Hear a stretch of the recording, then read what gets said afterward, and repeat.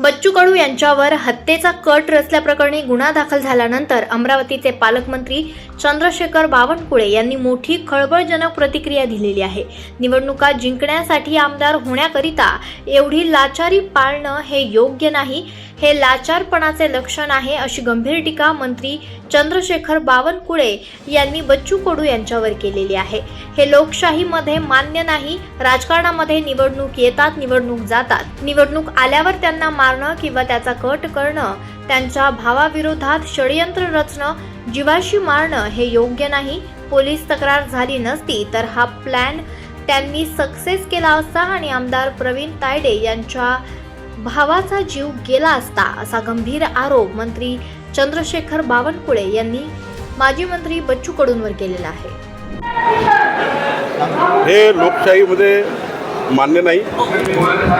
निवडून येणं किंवा निवडणूक पराभूत होणं हे चालत राहतं राजकारणामध्ये, पण निवडून आलेल्या प्रतिनिधीला मारणे किंवा त्यांचा कट तयार करणे आणि त्यांच्या भावाला त्या ठिकाणी षडयंत्र तयार करणे, मारणे, जीवे मारणे, नुसतं मारण्याचं नाही, जीवे मारण्याचा प्रयत्न आणि तशी या ठिकाणी योजना तयार करणे।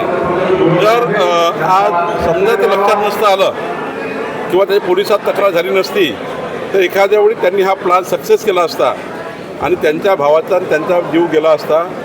निवडणुका जिंकण्याकरता, आमदार होण्याकरता एवढी लाचारी पाळणे हे काही योग्य नाही, हे लाचारपणाचं लक्षण आहे।